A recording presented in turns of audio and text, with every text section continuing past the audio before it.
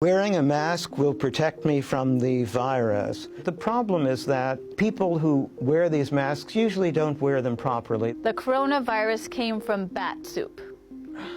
That is absolutely not correct. The coronavirus was deliberately created or released. Giving humans a little bit too much credit here. Hi, I'm Dr. Sarah Madan. I'm the Senior Director of New York City Health and Hospitals System-Wide Special Pathogens Program. And I'm Dr. Stephen Morse, Professor of Epidemiology at the Mailman School of Public Health, Columbia University. We're here to debunk myths about the coronavirus. Let's get started.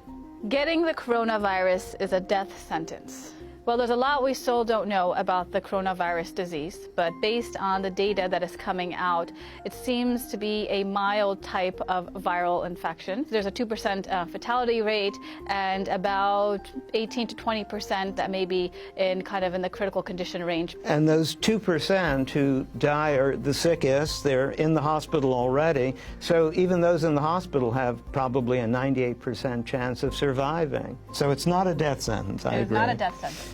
Only Chinese people have the coronavirus. Well, it started in China, but the reality is that it's everyone's virus. And if it gets far enough, just like the flu, it could be anywhere. Infectious disease do not respect boundaries or borders. And for that matter, everyone is susceptible. The coronavirus is the most dangerous virus. That is not true. There are a number of different viruses out there in the world. So let's just compare it to another type of virus. So you have the Ebola virus disease, which has a much higher fertility rate associated with it. I think the official count is now 6,000 recoveries. But you know, one of the funny things is that we don't usually report recoveries when someone is discharged from the hospital. So all those recoveries, probably there are many more on the way as well.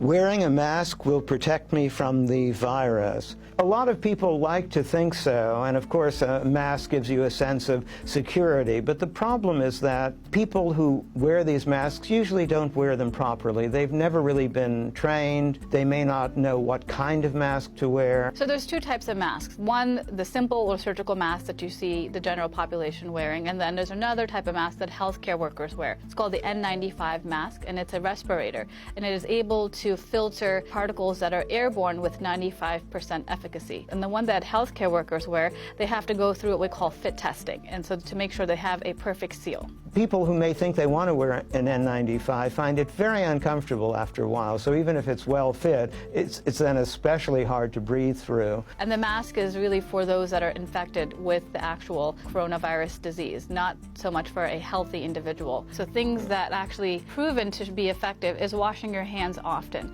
with 20 seconds, as well as obviously if you're sick, staying home. So a number of other public health measures that actually are proven to be extremely effective. The coronavirus came from bat soup.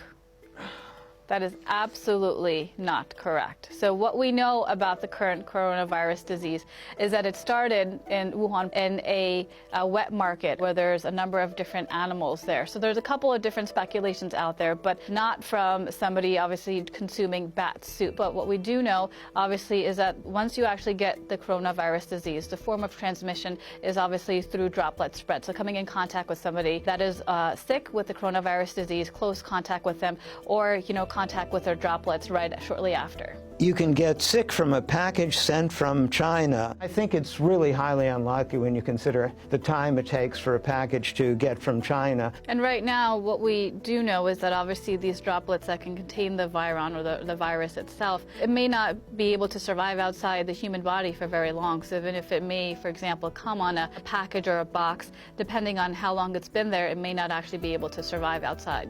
But we still don't know. Closing borders will stop the spread of the virus. These types of respiratory viruses, they don't respect borders, as we know. And it's not the fault of a government that this type of outbreak is starting or spreading. It's just the nature of the virus itself. Travel bans historically have proven not to be very effective. In fact, it seems that it was the opposite. They caused more fear, make more chaos. People were reluctant to actually come forward with actually reporting that they had the illness. A lot of it is perception, and with travel bans, a lot of it, politicians particularly, I hate to say, like to do that because it gives the appearance of doing something, but it is often counterproductive. The federal government does state non-essential travel should be restricted, obviously, to mainland China. That's the epicenter, and that's where there's a lot of community transmission. But outside of China, where you may see there's over 24 countries that actually are reporting to have coronavirus disease, if there is no community transmission, there is obviously no risk to the general public. But continue to look at Centers for Disease Control's website. They have a travel health advisory section that you can actually go to and put the name of the country, and it'll tell you the precautions. And as well as go to your healthcare provider. They can provide some travel guidance to you if you need to travel to various areas that may be reporting outbreaks of coronavirus disease. The virus only affects older people. Well, that's kind of half true. It affects everybody, even children. The older people, however, are the ones who are more likely to have severe disease or more serious disease. So all of us older people have to be careful, but it affects everybody. And even the older people, most of us will probably not even be that sick. The coronavirus is the same as SARS. So the coronavirus is in the same family as SARS. It's a coronavirus disease. There are two various, and now 3 coronaviruses known to cause more severe infections in humans. SARS is one of them.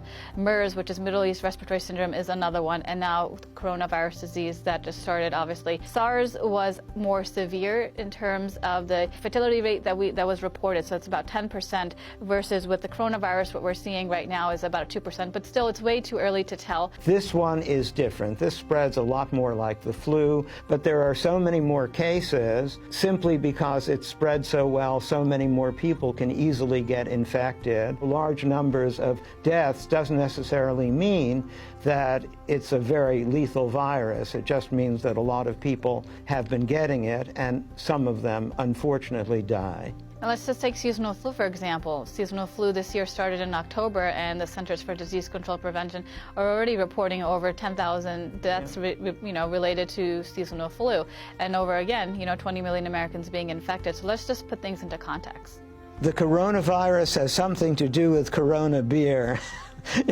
No, and beer won't prevent it either. So Corona is simply Latin for crown, and they have a crown-like appearance with those spikes sticking up. But the beer is all on its own. It won't prevent coronaviruses, won't give it to you. It's just a coincidence.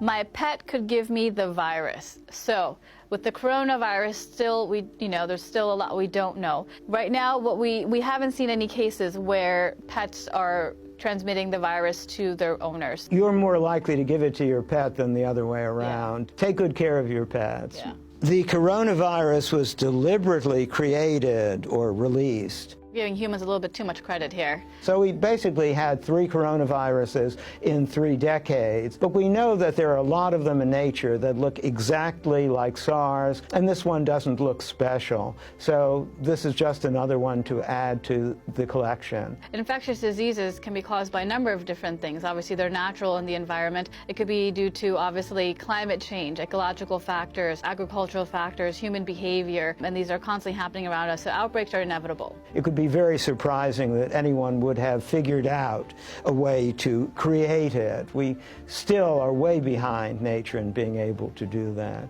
Antibiotics prevent and treat the virus. Viruses and bacteria are 2 different microbes. So we would use antibiotics for bacteria. For viruses, we use antiviral medications. And so, for example, with seasonal flu, that's a virus. And so one of the ways that we can treat or alleviate some of the symptoms is by giving Tamiflu. That's an antiviral medication. So antibiotics in this context for this virus do not work unless you have secondary infections that are bacterial in nature. And this is a very common misconception. There are a couple of drugs now that are experimental, but they're in the development stage, that are showing promise against this particular virus. We're still in the early stages of the coronavirus disease. There's a lot of rumors, things that are not factual. So really go to credible sources. Go to public health websites that are credible. Go to the World Health Organization's website. Go to your local health department's website, or even go to your healthcare provider to get more information if you're curious. And if you want to read about all the emerging diseases everywhere in the world, you can get on the ProMed website or even get email. And I think there has been a lot of fear around this, partly because we've heard of these other coronaviruses like SARS. But I think panic or fear is not really what we need. These outbreaks are inevitable, and we need to continue to prepare for these types of outbreaks. We need to invest in global health security. A best case scenario, obviously, is that it all gets under control, and hopefully we'll have vaccines and other things and have learned something from the experience.